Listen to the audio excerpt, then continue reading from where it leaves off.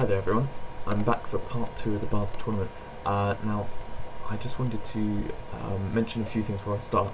First of all, actually, if you haven't seen part 1, check the description, I have a link down there. Anyway, so on a slightly off-topic note, there's currently a thing run up by Lord Frigid. I mention him a lot, but he's another big contributor in the community.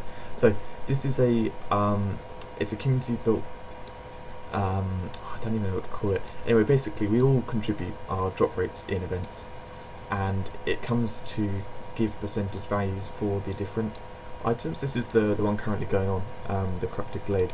If you go back to here, so this was for the Awakened God. You can see all the different people here entered in how many they got of each drop, and it created the drop rates for the different type of items. This is actually really similar to my predictions before, but I won't go to both there. Anyway, so basically, to find this, if you go to the Rumble Games forums here, and then just in the search for data, it's in this thread here, the data, statistics and calculations,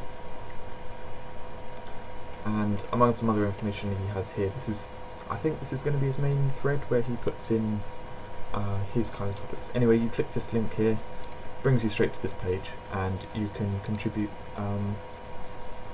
your drops, which the main idea is to basically build the drop rates for the different items. So there's kind of clarification. Also on my actually no, yeah, okay, I'll just show it actually. To get to my thread here, where I'll be bringing out lots of different things, including links to these videos and everything.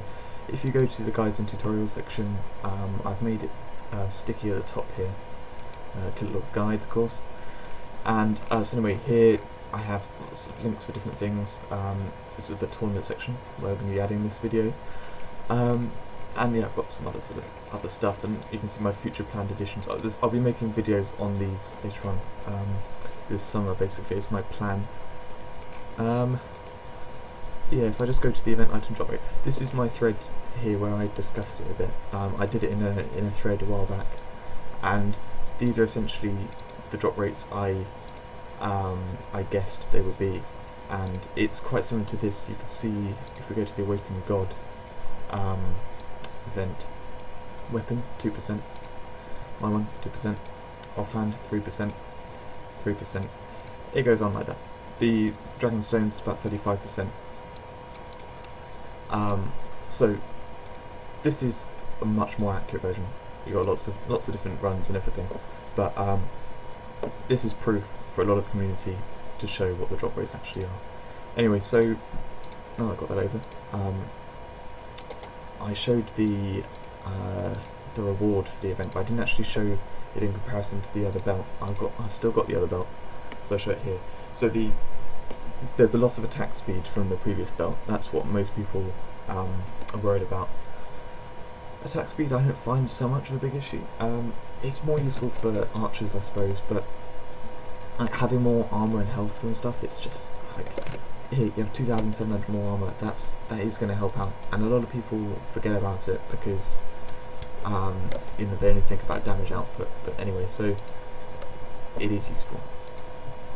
All right, now, without any more further ado, we're going to go into this. This is a new one, another new challenge. It's quite an interesting one. I like to play it in a certain way after trying it a few different ways. It doesn't start until you touch him. Sorry if that doesn't pause that. Okay, so basically there are icicles which will come down and hit him onto the ground. It shows you there a little bit at the beginning, but I like to incinerate him, take out these two ghouls, which of course it would do, like that. Now, quite an interesting thing is if you actually stand against a wall, the icicles will always appear around you, so there's a much higher chance of the icicle appearing on the side which he's stood on. It's not doing it for me now, of course, but basically, rather than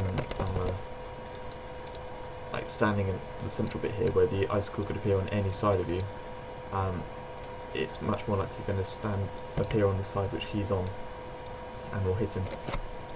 I normally take it out much faster, but anyway, the lag letting me down probably.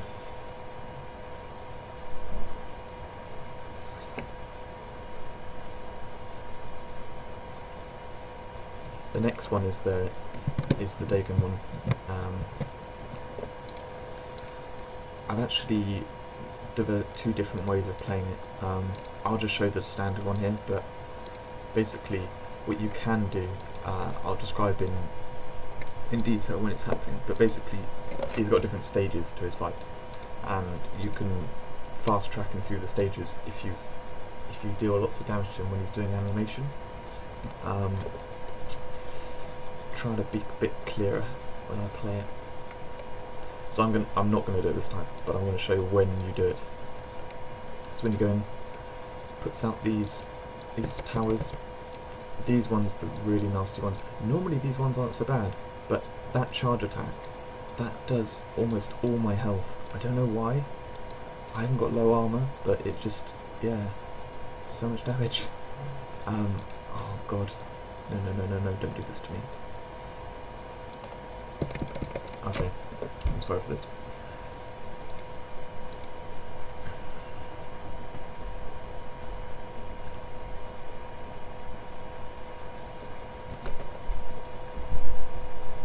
We will try it again, and we will have to open a Valor box, I think, because I don't think I've got enough now.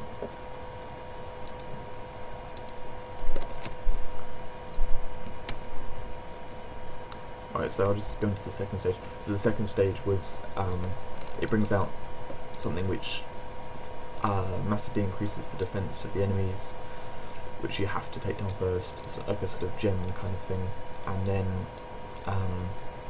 he also brings out enemies. He has two different types of enemies which you can bring out. For there's the barbarians, and then there's the more powerful one. The more powerful one here, you can see it's Finnick the Corrupt. He is nasty. He's got a paralyze and also that area of effect attack. So yeah, you want to take down him. Oh, I forgot about this. That's why he wasn't dying. Anyway. Yeah, the other one isn't so bad. He's like a barbarian type enemy. So yes, basically, what you can do here, and you can do it in the first stage as well, is wait until he does some kind of long animation attack, and then take down a lot of his health, because he'll only become protected once he does this. So these ones are the more air effect type of towers. Oh yeah, actually use Healing Fountain with this one. Forgot that. So they shoot out that air effect. It will actually target exactly where you're stood when it fires. So what you want to do is stand on a place and then move very slightly once it fires off. Otherwise you risk running into more.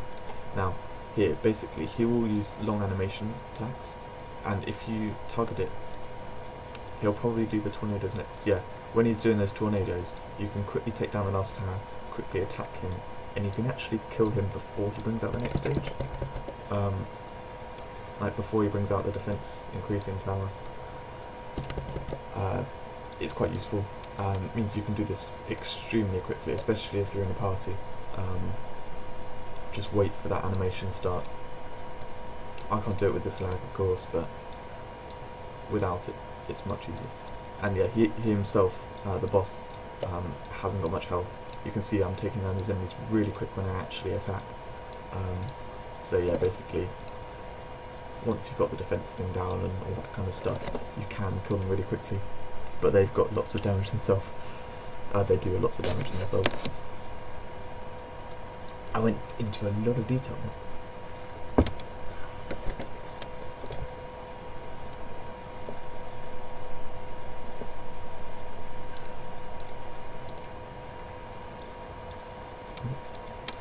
Don't want to forget the boxes.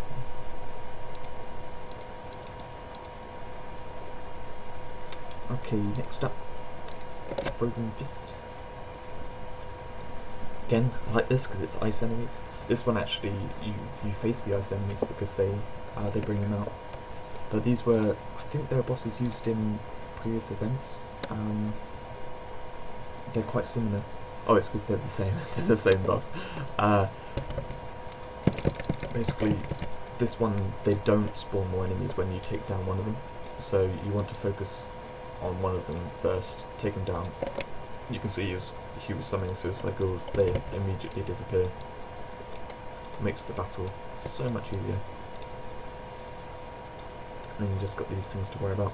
The main damage comes from the explosion. You can avoid. And then these things.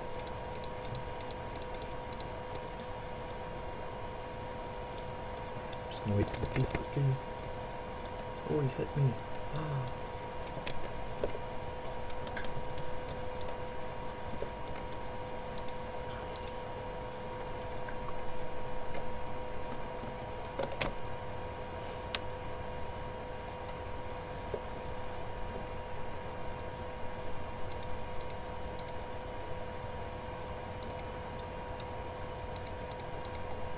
You know, when I did this for the previous tournament, running through the challenges, I opened all the boxes at the end, and I actually got, I think it was like something like 4 artifacts.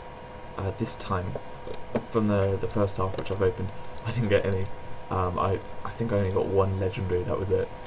But yeah, anyway, this one is a harder version of the ninja one. You've got 2 of these guys, the melee ones, which you want to take down.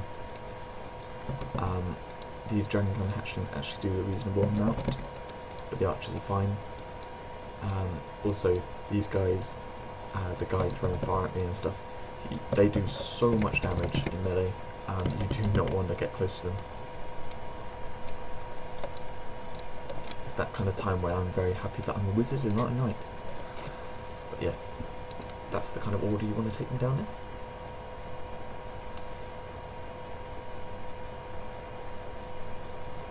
I think in general these challenges are faster than the last tournament. It doesn't really matter. Oh, and we've got to get a little bit more valour. I haven't timed myself. Let's just quickly see if I can get 10 valour from these. I like to play efficiently. Ah, yes, good. Right, we're doing well. I like to play efficiently with my valour boxes and save them all up.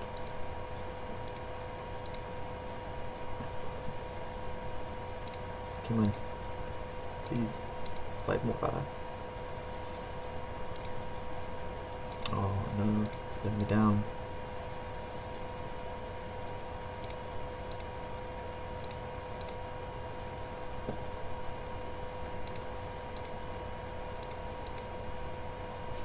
Right, we're just gonna have to open the valour box, I think. Yeah, not gonna get anywhere with that.